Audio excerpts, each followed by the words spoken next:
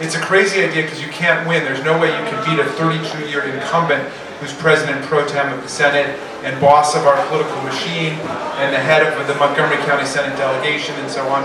And two, if by some miracle you were to win, you can never get done the crazy stuff that you're talking about doing, like passing marriage equality, abolishing the death penalty, restoring voting rights to ex-felons, banning military-style assault weapons, real gun safety, real environmental protection. None of it can ever happen. So I said, all right, I'm definitely running. In that case, I'm going to do it.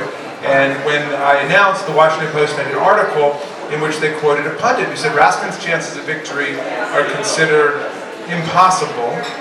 And 9 months later, we got 67% of the vote. They had another article in which they quoted a pundit who said Raskin's victory was inevitable. So it's impossible to inevitable in a 9-month period, because the pundits are never wrong, you know.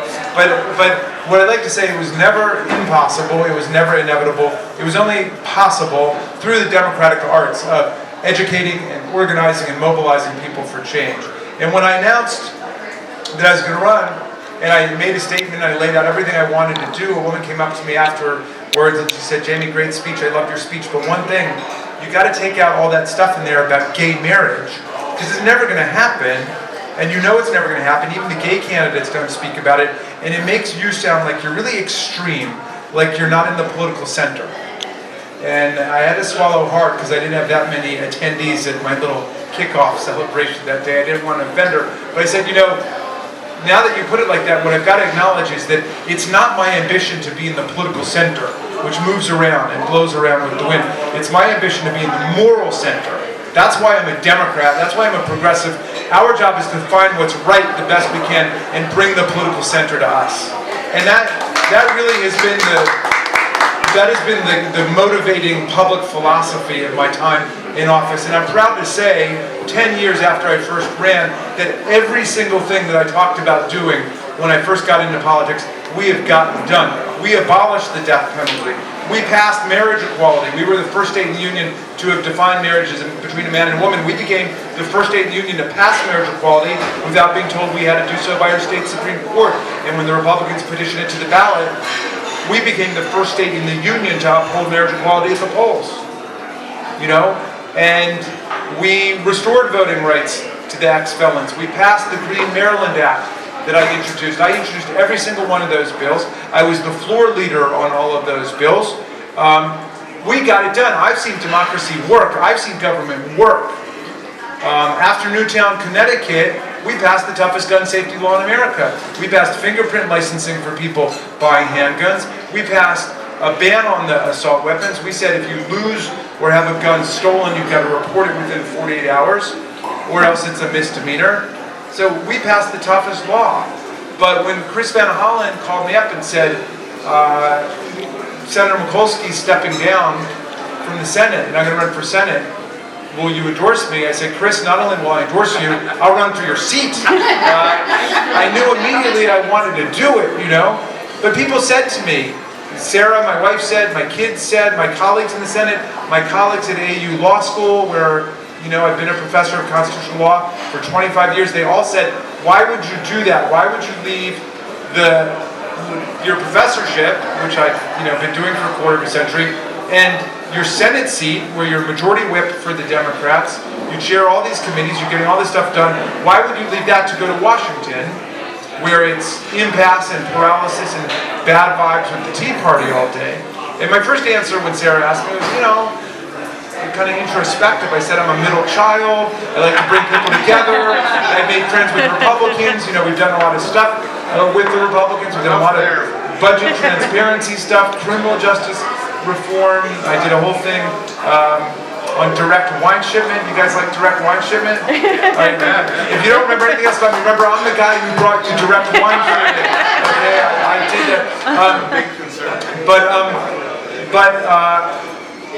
I said I think I see a way through. But still, every day people ask me, really, well, you know, why would you leave Maryland to go down there, where it's so forsaken and terrible? And I said, you know, now I've got a new answer. And it's more defiant. The answer is that, look, the premise of your question is that people of goodwill, that progressive Democrats have got to give up on Congress.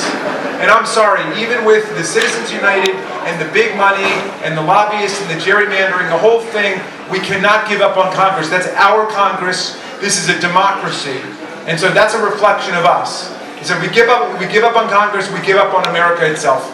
And we can't do that. So I'm willing to go down there and fight. I've got what I think are solutions to every one of those problems that ails us. And staying in Maryland alone is not enough. We got the best gun safety laws in America right here.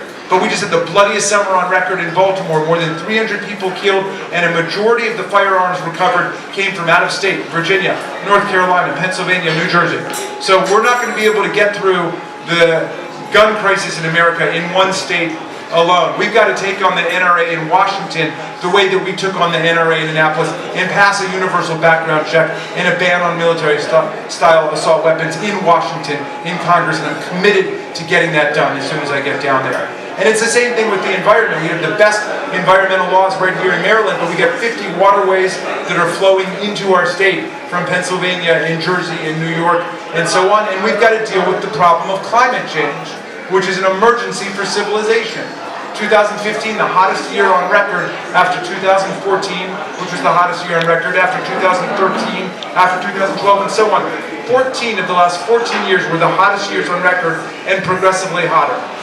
So this is an emergency situation that we're dealing with in terms of climate change. I'm the only candidate in this race, and I think I'm the only candidate in America who has said I'm not taking one penny from big gas, big coal, or big oil. Now, none of them want to give me any money anyway, so it's a huge sacrifice. But gas station across the street pledged $100. Well, there we go. But when I ran for the Senate, I said I'm not taking any corporate money, partnership money, LLC money, none of it, because it's artificial entity money. I'll take money from human beings, and that decision has given me the independence once in public office to always stand up for the common good, the best that I can find it, against special interests that come along that want to take the taxpayers for a ride. And I've tried to stand up against that kind of thing at every point. So I want to go to Washington as a champion of the common good. Our infrastructure is ailing. We need a massive investment in our roads, our highways, our transit, our metro system here, the port system, cybersecurity, and we've got to do it in an environmentally sustainable and uplifting way. I'm calling for a Green Deal for America. This is what we need, a Green Deal to invest in the infrastructure in a way that takes us into the renewable energy future that we need. All right, let me just say something finally about the campaign, Ron, and then we can open it up. It's an exciting campaign. You may have noticed it's probably come recently to your doorstep, to your telephone, to your TV, to your radio. And what I'm saying everywhere I go is I think it's fantastic that we've got the competition. But let's remember this, that public office is something you earn, it's not something you buy in the United States of America. An election is not an auction, and what we must present to you is our record of public service and public commitment, and not simply a deluge and a barrage of TV ads that throw words around and that particularly plagiarize other people's records. This makes me mad, okay? I have earned the right to talk about these things because I have devoted my life to these issues that I'm talking to you about. Please come to our website, check out everything I've done, and we've raised more money than I ever thought possible or desirable. We've raised now more than $1.6 million in this race. In any other congressional district in America, I would be by far the front runner, but I'm a distant third now in terms of the money. One of my opponents is the leading corporate PAC recipient of any non-incumbent in America, and another of my opponents has declared that he will spend, quote, whatever it takes to win the seat, which if you think about it is kind of an affront to the intelligence of the people of the 8th Congressional District. You can't spend whatever it takes, you can commit whatever it takes to bring your case to the people. And that's what I hope I've done, and that's what I'm planning to do in this race, and it's what I've been doing for 10 months. I announced last April, we've knocked on more than 30,000 doors. I've knocked on more than 13,000 doors personally. In this race, we've had 108 events in people's living rooms, backyards. We will count this as one of them too, where we get together and we talk about the campaign. We do not want to reduce American democracy to a TV audience. That's already what's happened on the Republican side of the aisle. It's like watching something out of the Hunger Games.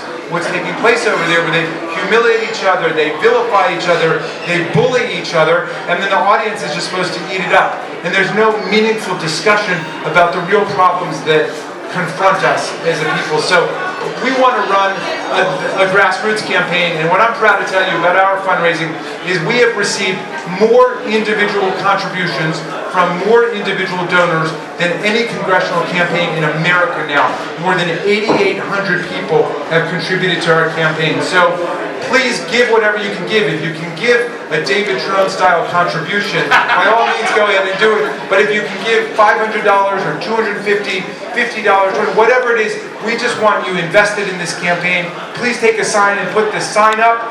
Some of these paid canvassers from the other campaigns will try to take them down, and we'll come and replace it right away. And we'll take a picture of them, or you send us the picture if you can find them tearing down your sign. We're collecting a little video file of what they're doing.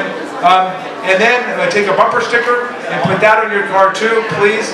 It's the equivalent of making a $500 campaign contribution or another $500 campaign contribution to put the sticker on your car.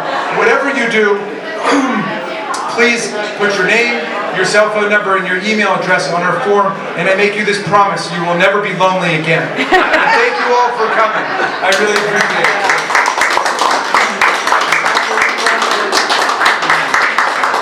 Well, Jamie, I know you have $1,600,000, $89.99. Awesome. There we go. But I wanted to invite everybody. Jamie's going to have to leave, obviously. He's got a couple of events tonight to feed the Trone Fund. But please come over next door to the law firm. I have another party for everyone that's here who wants to come. I have oysters. And thank you for the company, the restaurant tonight did a fine job. Thank you so much. Take care. Thank you.